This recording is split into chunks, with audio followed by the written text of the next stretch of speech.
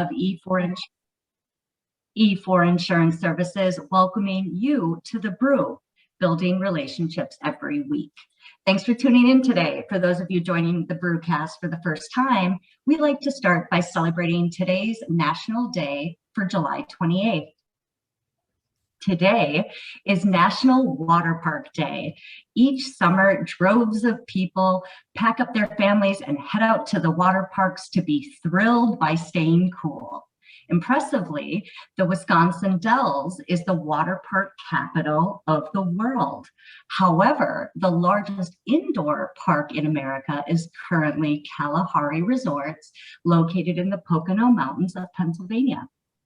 Today, get out there and make some memories. Head out to your nearest splash pad or perhaps float down a lazy river. Today on The Brew, as part of our E4 exclusive series, we have E4's very own Guy Allen, who serves as RVP focused on the Pacific Northwest. Today, Guy will be sharing strategies for us to become a CIA, a committed insurance advisor. Also, there's a lot of activity in Washington regarding Washington State, regarding long-term care. And Guy will be bringing us up to speed on those changes as well. Feel free to use the chat box down below while Guy is live. I'll be keeping a lookout for your questions and comments. Also, all attendees are in a drawing for a prize, and we will be announcing the winner shortly. Thanks for tuning in. Without further ado, Guy, welcome. The mic is yours. Great. Thank you very much, Abby. Welcome, everybody.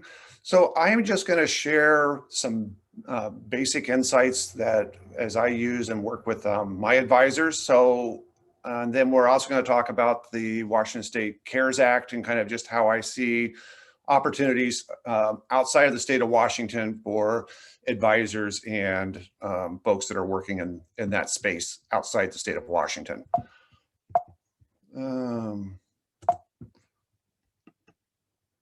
All right, so the committed insurance advisor. So the first set of questions here, I really kind of designed and saw those for the folks that are really kind of sitting down for the first time with a new advisor and really trying to kind of build that understanding with them. So think of this as a bit of a funnel, and we're kind of starting out here very broad-based, and as we move through the talk today, we'll kind of get more to kind of what the end result looks like and what we're actually trying to drive towards. So again, you're meeting advisor for the first time, really kind of understanding what their experience has been with insurance solutions. So I kind of, have they done anything in the past? Have they not? Just kind of helps build, their experience could be every time I've submitted a case, it's been declined, or whatever that looks like, just helping to understand what that means to them. The next part is do you have an insurance partner? What I have found here is most people will say, oh, I've got an insurance partner. And then you ask, how much business did you do last year? And they'll say nothing, or I haven't done anything for several years, but yet in their mind, they have an insurance partner that they're not sharing with you. And I have found a great way to kind of segue into the next part is what would you like to do next year as it relates to production around insurance or protection products?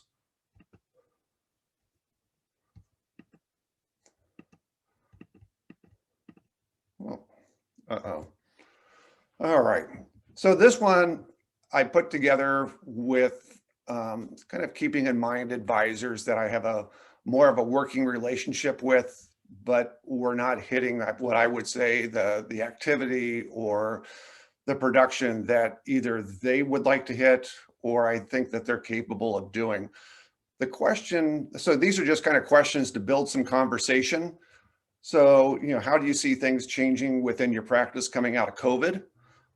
I think this is a great time to kind of reset the table. Maybe some folks that you've had some starts with that the relationship just has not kind of moved forward the way you anticipated it going. The next question there is, what are you doing to differentiate yourself from your peers? This is a great question to ask and really try to understand what they're doing within your practice because I bet some of the solutions and some of the pieces that we bring to the table really will help them differentiate themselves out there. It's also a great time to talk about, just the power of life insurance, because typically it also helps to not only protect the assets in the form of whether it be some long-term care planning or other types of planning that you've assisted the advisor with, but it then becomes, if you're bringing a life insurance check to the advisor that he's then distributing to the children, that becomes a very powerful story and a way for him to help retain those assets within his practice. And then, would it be a value to you to review what other advisors have found to be effective and efficient ways for adding protection solutions into their practice out there? So again, I really want to understand, is this advisor looking to grow his practice or not? And if he is not interested in understanding or looking at efficient and effective ways to grow his practice, I probably don't want him as a partner.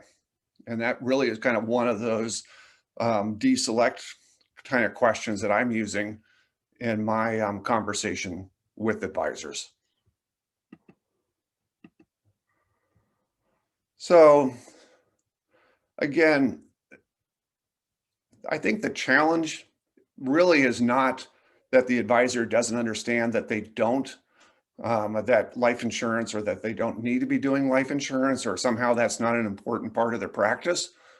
What I think the challenge is, it's not part of their process.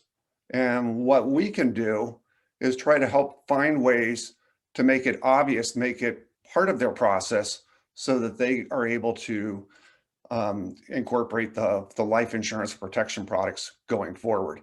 So typically I'll say, if we could make a 10% change in what you're currently doing, would that be, and would you like to understand how that could work for you? What I have found is that, most of them are very open to, well, what do you mean of making a 10% change in my normal business practice? Kind of like, I think I could make that happen. So, also at this point, kind of understanding what's important to them, which kind of goes back to some of those earlier questions that we were asking. Are they looking to make more money? Or are they simply looking to add a deeper relationship out there?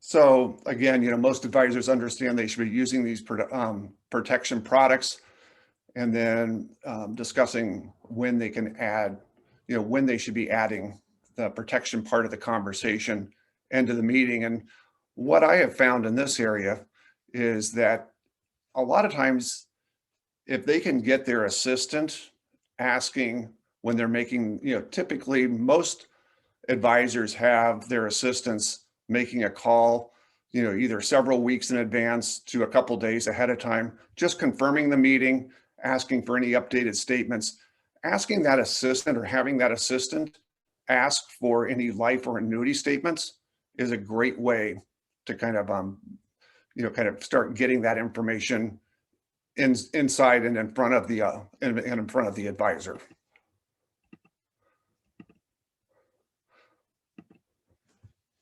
So these are just some kind of high level questions that I found kind of help, kind of move the conversation along and really help you understand some different ways that you might be able to be additive to the relationship. How or why did they get into financial planning?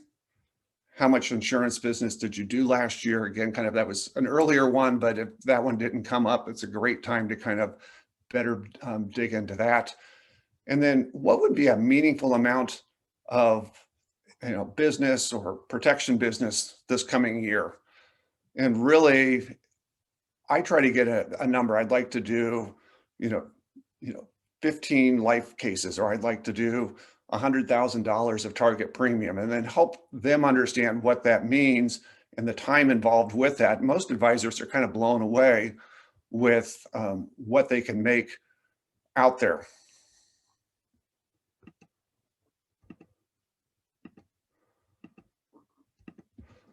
So this is the part that I kind of,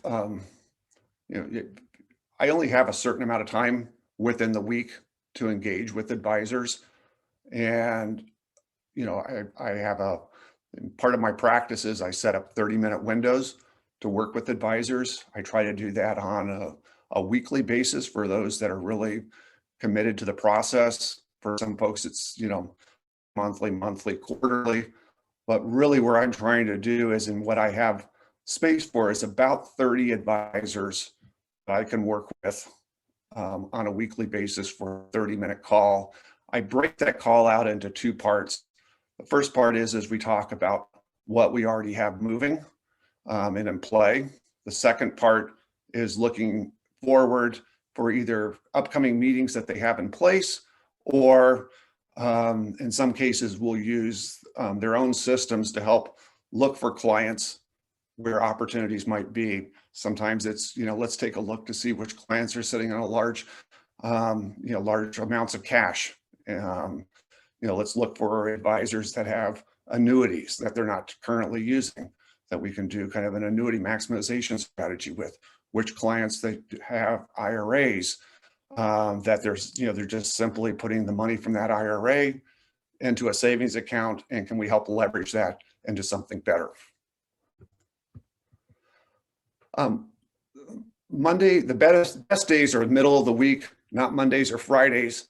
Again, you just find folks that are gone for the weekend, holidays, lots of different things, where Fridays just tend to end up getting skipped or pushed out.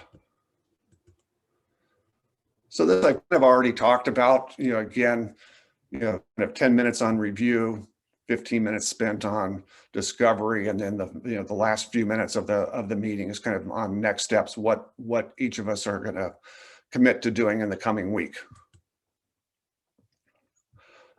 Some of this stuff I've already talked about as well. So some things that I have found over time, technology is my friend. So again, setting up reoccurring meetings is great. Communicate with them on a regular basis. Find out how they prefer to communicate. I actually have a number of advisors that I text with out there, and that seems to work real well. And it's a quick way to communicate.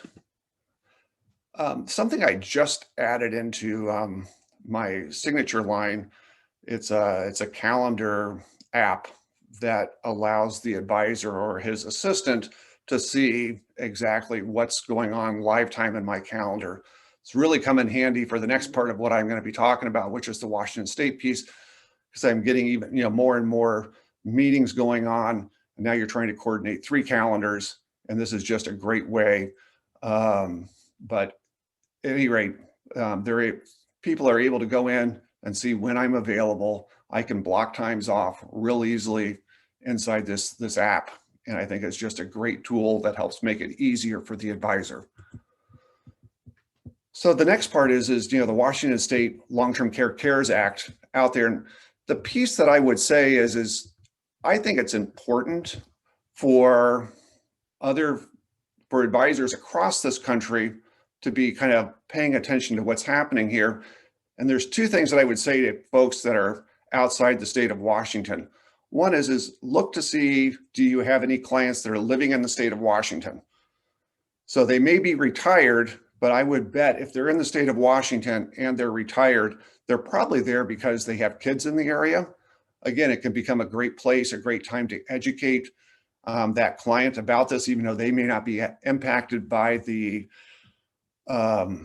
tax themselves, but it can be a way to reach out to the families of those folks there. So again, long-term care is kind of one of those topics that's not always really easy to talk about.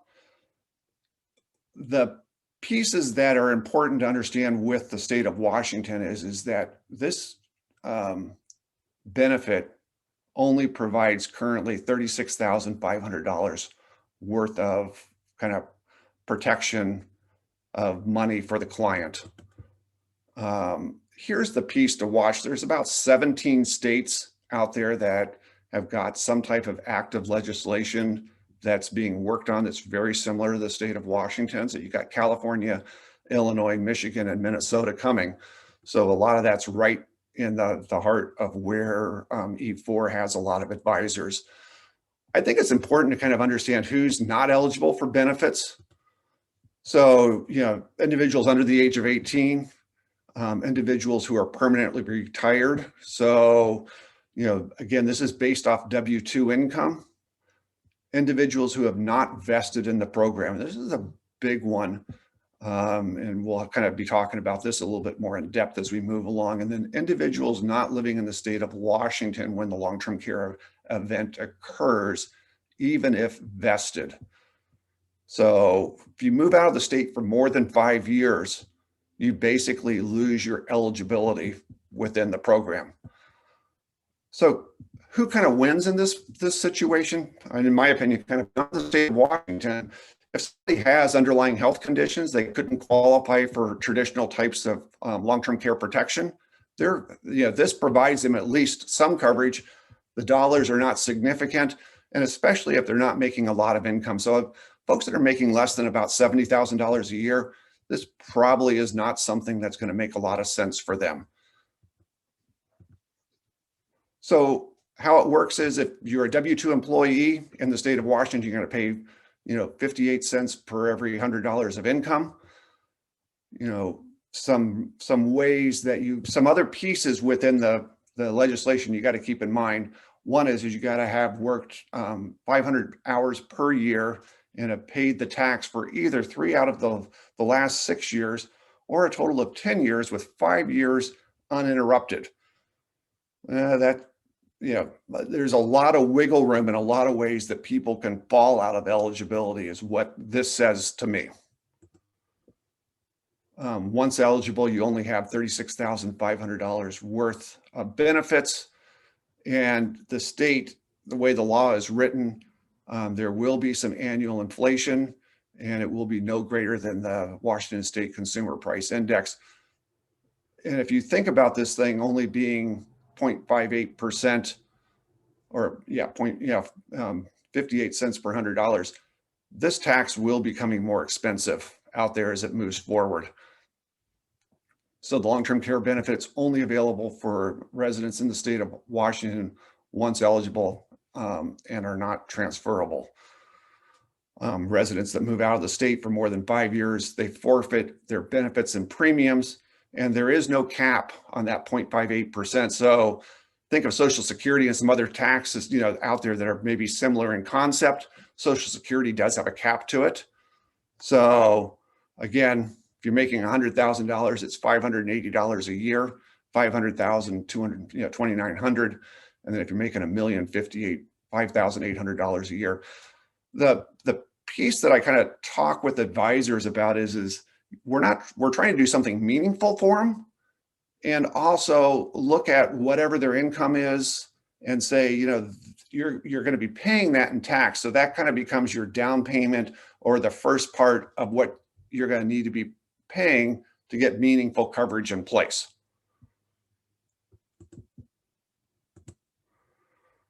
This is the other piece. So if you look at this and you're like, oh, 3 out of 10 activities of daily living, wow, that's pretty good. And there are some parts of that are really good. The piece that's concerning around this, the cognitive impairment is not a standalone trigger. You have to have the cognitive impairment then with 2 other activities of daily living. For those of us that have been around folks with dementia, there could be a long window of time before they actually end up really qualifying for the care. And then again, individuals must be living as a resident of Washington at time of claim. So, folks that move out of the state for retirement, they're going to probably end up losing all those benefits. So the tax goes into effect this coming January. Nobody is eligible for any benefits till January of 2025. So you got a 3-year wait. And then there is an opt-out window that's pretty significant, from October till December of 22. However, the piece to keep in mind coming here is that you have to have policy purchased and in place by November 1 of this year. So there's 3 types of policies out there. There's traditional long-term care, there's the long life with long-term care riders, and the hybrid products. The piece that I would say around this is you have to have a 7702B product that's qualified for the state of Washington. You can reach out to any of your E4 counterparts and we can get into the legislation and how that piece works. There just wasn't enough time to get into that today. So again, thank you. And there's the heart for the CARES Act in Washington. Thanks, Abby. Thanks, Guy. Great show. And also, what a fun play on words, CIA. I'm going to be using that one all day. Committed Insurance Advisor. Also, for the audience, just to let you know that brewcasts are recorded and this will be posted up on our YouTube blog later today because there was some really informative slides there, guys. So if the audience would like to see them again. So any questions from the audience? The line is open. I didn't get any in the chat box either, guys, so they must be mega informed. We're going to go right to the drawing. So I'm going to have you draw a number between 1 and 11. Let's go with lucky 7. Ooh, good one, good one. Who's the winner? Who's the winner? Oh, Doug, congrats, number 7. Be on the lookout for an email coming your way from all of us here at E4 with a complimentary continuing education credit and some coffee. And be sure to tune in next week. We'll have John Dallas on deck from Berkshire Settlements, giving us an update on the life settlement marketplace. Thanks, friends, and make it a great day.